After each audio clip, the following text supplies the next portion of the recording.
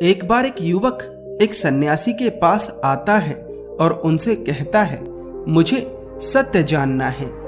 वे सन्यासी उस युवक से पूछते हैं, सत्य जानना है या सत्य के बारे में जानना है?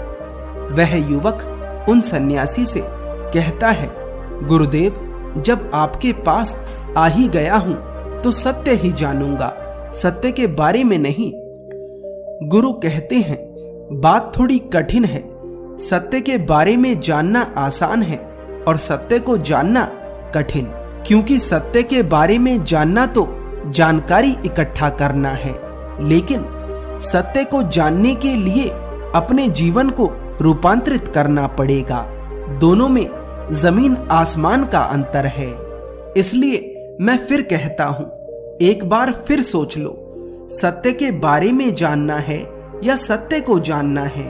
वह युवक कहता है, अब तक तो मुझे लगता था कि सत्य के बारे में जानना और सत्य को जानना एक ही बात है, लेकिन आज आपके शब्दों को सुन मुझे इन दोनों बातों के बीच का अंतर नजर आ गया है। सत्य के बारे में जानने वाले मैंने बहुत देखे हैं और मैंने भी जीवन भर सत्य के बारे में ही जाना है। मैंने हमेशा अंधेरे को ही देखा है, अब मैं रोशनी देखना चाहता हूँ। मुझे सत्य को जानना है, जैसा आपने जाना है वैसा ही मुझे जानना है।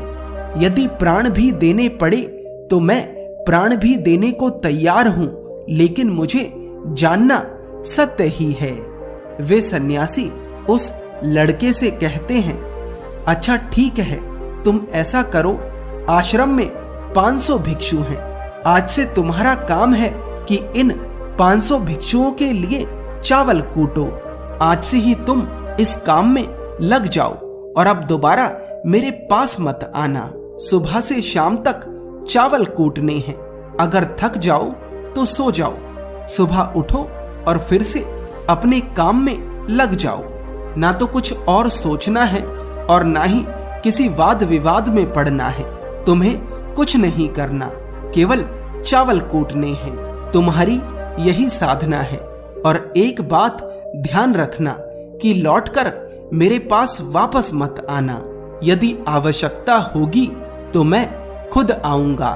अपने गुरु की आज्ञा मान।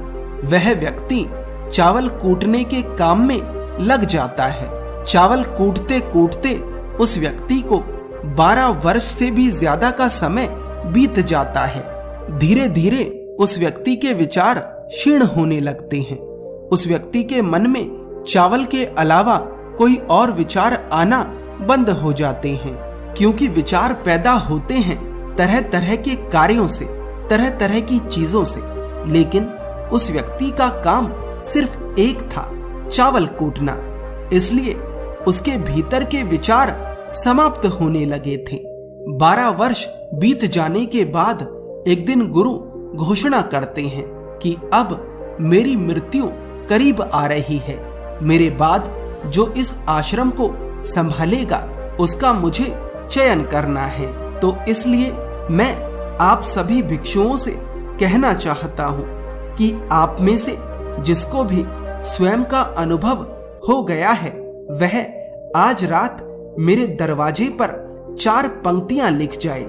उन 4 पंक्तियों में आपका पूरा अनुभव समाहित होना चाहिए। बहुत भिक्षु सोचते हैं, बिना अनुभव के ही सोचते हैं, क्योंकि लालच तो हर जगह होता है। सभी भिक्षुओं में से एक भिक्षु जो कि अपने आप को बहुत ज्ञानी मानता था, वह उन गुरु के दरवाजे पर जाकर 4 पंक्तियां लिख देता है। पंक्तियां बहुत प्यारी होती हैं। उसने लिखा, मन एक दर्पण है जिस पर विचार की, वासना की धूल जम जाती है। धूल को झाड़ देना ध्यान है और जिसकी धूल झड़ गई वही मोक्ष को उपलब्ध हो गया। बात तो पते की थी, कहने योग्य थी, लेकिन गुरु जब सुबह उठे और उन्होंने उन पंक्तियों को देखा तो उन्होंने कहा कि ये किस नासमझ ने मेरी दीवार को खराब किया है। उस भिक्षु को भी भय था, इसलिए उसने अपना नाम नहीं लिखा था। भय इसलिए था क्योंकि वह जानता था कि उसे अनुभव नहीं है। जिस दर्पण, धूल और चित्त की बात उसने पंक्तियों में करी थी, इस तरह की कोई घटना उसके साथ अभी घटी नहीं थी। उसने सोच रखा था कि यदि गुरु ने प्रशंसा करी तो वह घोषणा कर देगा कि वे पंक्तियां उसने लिखी हैं, और अगर गुरु ने प्रशंसा नहीं करी तो वह चुप रह जाएगा। इस बात की बड़ी चर्चा चल रही थी कि गुरु के बाद इस आश्रम को कौन संभालेगा। वह जो भिक्षु 12 साल से चावल कूट रहा था, उसके पास से भी 2 भिक्षु इसी बारे में बात करते हुए गुजर रहे थे। उन भिक्षुओं की बात सुन वह चावल कूटने वाला भिक्षु हंस पड़ता है। इससे पहले कभी वह इस तरह से हंसा भी नहीं था। वे दोनों भिक्षु उस चावल कूटने वाले भिक्षु से पूछते हैं, क्या हुआ, तुम हंसे क्यों? पूछ इसलिए रहे थे क्योंकि उस भिक्षु की कोई गिनती ही नहीं थी आश्रम में। ना तो उसका कोई नाम जानता था और ना ही उससे कोई बात करता था। आज पहली बार उसे उन भिक्षुओं ने हंसता देखा था, इसलिए वे भिक्षु उससे पूछते हैं, तुम हंसते क्यों हो? वह चावल कूटने वाला भिक्षु कहता है, मैं हंसा इसलिए क्योंकि गुरु सत्य कहते हैं। ये चारों पंक्तियां कूड़ा करकट हैं, इनका 2 कौड़ी मूल्य नहीं। वे दोनों भिक्षु हंसते हैं और कहते हैं, कौन हो तुम? तुम्हें तो कोई जानता भी नहीं। ना तो तुम ध्यान करते हो, न ही कोई और साधना। पूरा दिन चावल कूटते हो। क्या तुम बता सकते हो कि वे 4 पंक्तियां क्या होनी चाहिए? क्या तुम लिख सकते हो वे 4 पंक्तियां? वह चावल कूटने वाला भिक्षु उन दोनों भिक्षुओं से कहता है, लिख तो मैं नहीं सकता क्योंकि मैं पढ़ा लिखा नहीं हूं, लेकिन मैं कह सकता हूं। उस भिक्षु ने वे 4 पंक्तियां बोली। किसी और ने वे 4 पंक्तियां सुनी और दीवार पर लिख दी और उसके नीचे अपना नाम लिख दिया।